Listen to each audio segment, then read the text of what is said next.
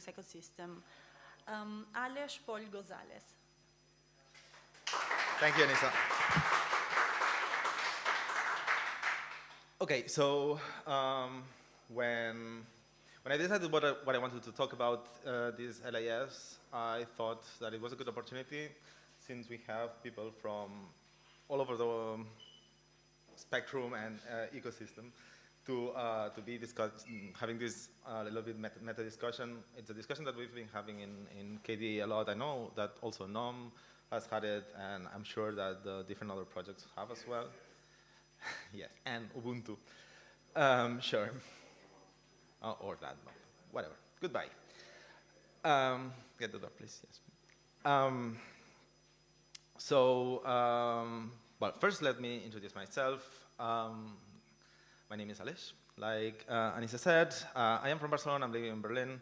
Living in Berlin because I am working these days for MBition, which is a subsidiary of Mercedes, the Mercedes cars. But that's not what I'm going to be talking about today. Today I will be talking about business that we do in KDE, where I've been developing software for the best part of my professional life, and where I am the KDE president, the KDE being the association around the open source project and community. I'm also part of the Linux App Summit organizing team, and as of recently, I've also been a streamer. So if you want to join us and discuss the topics that we're doing today, you can feel free to join us. We've been doing streams on Sundays afternoon. So obviously, during the last 30 years of Linux that we've had, even a bit more, it has changed quite a bit what Linux means to us. And obviously, as eminently end-user focused communities, we need to have a very clear vision of what that means to us. I'm saying Linux very specifically because I know that there's other parts and implementations of our software that are around and they use our software, but at the moment it's our best bet to reach people, which is in practice what matters, right? For us, it's not important to be releasing a bunch of durables. It's about releasing an experience, something that people can put in their laptops or something that people can buy a laptop and well, enjoy, right? Like make their life easier, which is in practice what we're about. So when I was preparing this presentation, I decided let's take this step back. Let's see what kind of what has driven us to the state we're today, where basically like we're deciding to do a lot of work that other thankless contributors were doing before, and we're starting to do it increasingly. It started with the applications, and now I see that more and more we're doing operating system-y things, right? So while it's about the kernel, what matters, I guess, to all of us is the user space, and that's what I'm gonna try to look at. First, I'll be looking at how other parts of the ecosystem have done that, like web and embedded, which are actually parts that, while well, they have different needs, they also have amounts of investments that are vastly superior to the ones we normally get on the desktop, and there's surely good opportunities to learn from. Because, well, we can see a lot of parallelisms. I'm sure that all of you have done the exercise of seeing, like, what can we learn from one and another. And I know that, like, the different approaches are feeding from each other. But, yeah, I'm going to try to just make sure that some things are left said rather than assumed collectively. So, for example, on the web, if we think about what was going on in the early 2000s, which is when I started, and I'm sure many of you too. Like, what was the normal thing was something called LAMP, which was normal web server Linux, Apache, MySQL, and PHP/Perl, depending on who you ask was, right? Which is on systems quite not unlike lots of distros that you can find today, right? over the years, they started learning about virtualization and containers, which is also, we can see the parallelism with how we've been doing the applications on the last maybe 5 to 10 years on desktops. And right now, what they try to make, for example, when you install Linux on a server, you're trying to make something that is like a shallow shell, and making sure that like the things that are being run are, again, not unlike application. Not saying that our shells are meaningless. Obviously, like we have lots of more things to do on a system rather than running the apps for the users. Like our shells will be where you configure your Wi-Fi, where you set the size of your fonts or whatever, right? But this is something that the web, they don't need to care about, and then they can focus on having containers. If you were around in the community, like maybe 10 years ago when Docker started being a thing, everybody was saying like, why aren't we using Docker on the desktop? Well, it's not really possible, right? Like the things that it's trying to solve are don't really translate to our users and needs. But we can see that in a way we've evolved in a somewhat parallel way. If we look at this other pillar, the embedded Linux, we can see that they went through a whole similar process. They started with the Linux from scratch and while creating BusyBox, but then they were using lots of the same tooling that we can see still on the traditional distros. And actually the Linux from scratch project in itself is to make it possible to create maybe smaller, more stripped down version of a traditional Linux distro, right? We can see, we know that also they have this problem where like they need to use weird and different architectures. They had, at the very beginning, tons of architectures that most of us haven't never used.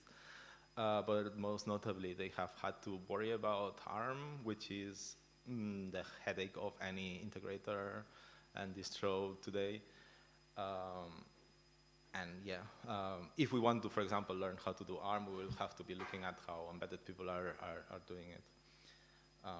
Something that can be interesting to think about is, for example, how the Alpine story has evolved. We were seeing that, for example, the post-market OS are feeding from that, from Alpine. Alpine, which, as far as I understand, started being a system designed for light systems, but then it was fed into the more web concept that we're describing about, because it allowed them to make smaller images, which, well, it's something that you want both on the desktop, on the web, because what matters to you is your app that you're building on top, and also on embedded, because what you have is like not very powerful hardware. And in practice is what's happening on post-market OS, where like they have, again, not very powerful hardware, and they still want to run all of the features on top of it, and maybe they are compromising on some spaces. I'm sure that they have a good list there, but it's still good for them. But in any case, the big, I guess, evolution has been through how the images are created on those systems. They're not focusing that much, for example, on packages and all of that, like we would do mostly both on the web and on the traditional desktop, but they're doing what Yocto builds are, which effectively, like, they try to maybe give you components that are similar to the packages, but the deliverable is like a big fat image that you will flash on your system. And use system, I mentioned here Rauk, but like there's 25 of them, because it's a matter of like having this image, making it possible to be put on the disk of that piece of hardware and run it. That's, for example, now something that the Steam Deck is using. Sure that like most of us have hardware at home that is using these systems. We use Yocto at work, for example, as well. Like, it's very widespread technologies. Again, I'm saying Yocto, there's 25 other ways of doing it, but point stands. What I'm trying to explain here is that from the desktop, and specifically about KDE, which is what I'm familiar with, and I am not trying to speak for anyone else, although I understand that the not saying problems, but like the situation is quite parallel. What we've been distributing traditionally has been tarbles, and it were other people who were putting them together. And for example, I've had the conversation in the past, I remember, like, why do people like produce the images for their smaller devices, but we don't do it in KDE, right? But there's good reasons, there's less good reasons. A good reason, for example, would be that we don't know which hardware we're gonna be run on, right? We can have good ideas, for example, on Intel where things are somewhat abstracted and standardized on ARM is the Django. And it doesn't seem like anyone wants to fix it, so yeah, we need to learn from the people who have been doing it.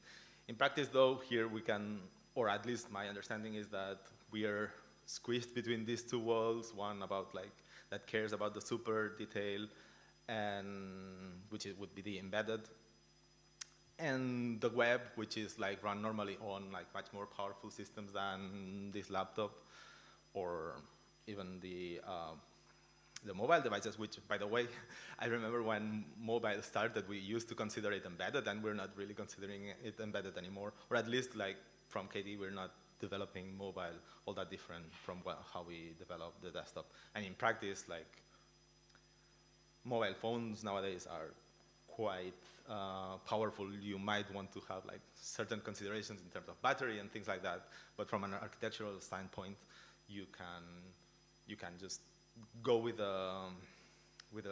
similar ideas, which is kind of interesting because it allows you to cross-pollinate a lot of the improvements, and like, if you need more battery and you make an optimization, then you get it on the desktop and everybody is happier, right?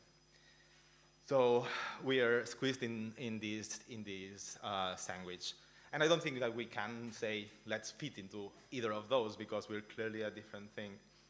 And we've been doing that through, like, for example, something that has happened as a conclusion of that, probably, is that we might have lost a lot of the user experience because we haven't been owning this part of the story.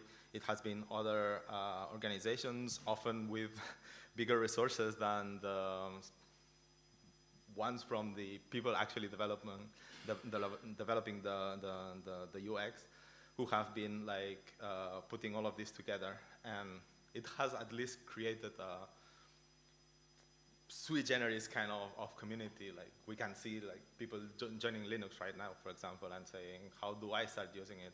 And the answer is super complex, right? Which is like, from a marketing standpoint, like, you never want to give a complex answer, you want to give a simple one. And even us here, like, we can see that we are not a simple community. In fact, like, that's the very reason why we have this conference as well.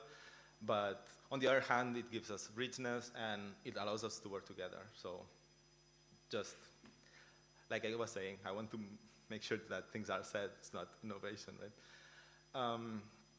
Something that is definitely also specific about desktop, and when I say desktop, like I said, I'm also including mobile. By the way, if somebody is creative enough, come up with a word that is not desktop, that includes the desktop and mobile.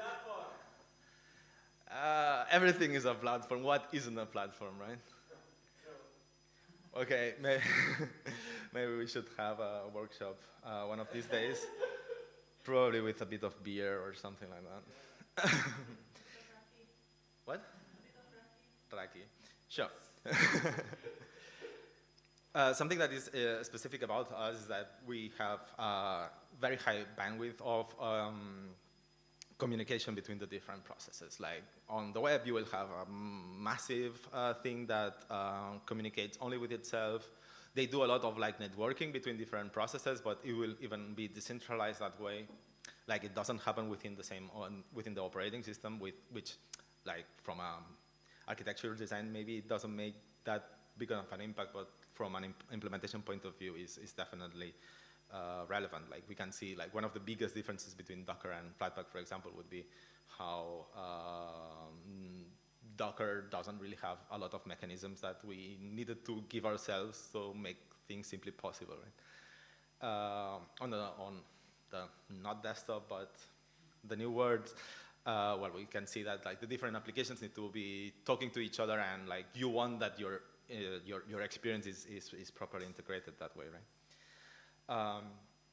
What we've been talking a lot, and what this conference is about, is the apps. The apps used to be like provided by the operating system, right? Like they used to be a component that was at the same level, both on privileges and at the like. It was even produced by the same people as your shell, right? You could have potentially an application that would destroy your system just like your shell, but since that was your security model, or since that is the security model, that the same people will be knowledgeable enough to like test that these things work, it was fine. And we're moving away from that, so we need to see how that relates. And it brought us to also like this kind of problem, right? Like it's something I had complained a lot about in the past, that like if I had friends using Linux, I couldn't like be developing my application and say, you please try my application, and you would say, no, but I use Fedora and you're using Arch Linux, and like I cannot run a tar file. And then it's like, yeah, you know, whatever. It might be released by your packager one day, right? Which is, again, in the boat we're on and trying to get it addressed. So we've been trying to solve all of these problems. We're trying to make sure that both people can, from the outside, provide their applications, which would be like little tokens of functionality for our people. But we do that both within the security of whatever we've decided. Flatpak has a model, Snap has a model, everybody has, well, AppImage is the wilderness, but like everybody has a concept of what security means, right? And we need to also implement that in a heterogeneous ecosystem, because both like ourselves, we're not always the same, but also like the mindset and the concepts of our app developers will always be different. Like we can even see it on other platforms as well, that people come with their UX, and they like it's not in their in the forefront of their minds to be embedded in the operating system, but have their own look. Like the UX for an application is very much part of their identity. Something that we've always struggled with as a community is that we don't have good ways to sustain people doing things. We try doing that through donations, but donations are only just as good. Addressing that will be very interesting when we get there, but I don't think we are just yet. Also, another problem we have is that ARM sucks. And from an application point of view, it's probably fine, but creating operating systems for ARM at the moment is not something that we're ready, I would say. The only people who have done it successfully, and full respect to them, is Postmarket OS, and we can see how like jungle that is. Like, it is kind of fun looking at their devices page, because like you can see, oh, that you can get Linux in there, but like it means that it's only those that are listed, and it needs to be a very ad hoc work. Whereas for like x86 devices, you normally would just go ahead and assume that things are working. But in practice, what we're looking into is uniting towards a world where all of these things are possible. Like, it's fun to work on this platform, that it's viable economically, so people can be supported when they work. And yeah, we need to make sure that creator knows how to create the applications for us. This is something that is massively better now than it was before, that people see where to find their information, and so on and so forth. If you want to help on all of that, well, make sure to create your apps, and if you have a business mindset, help us figure out how to make money, how to make our people make money. I think that is something very important. Nobody has hit on the nail there. There's been good approaches.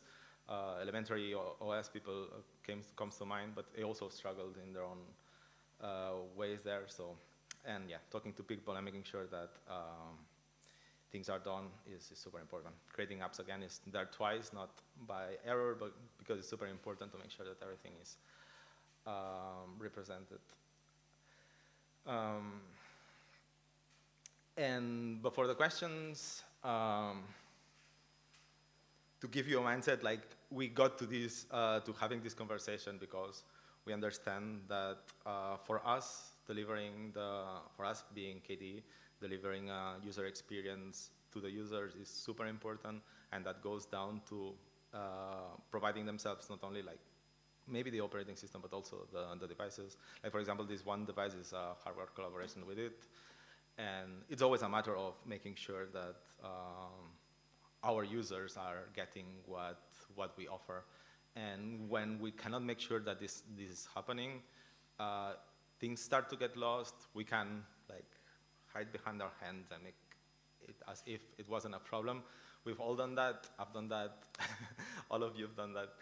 But I think that knowing that these problems are a thing and seeing to address them is very important. So yeah, that's what I wanted to talk about. If somebody has a question, I think we have a couple of minutes, and if not, I'll be around for the rest of the conference. Thank you very much, Aleix.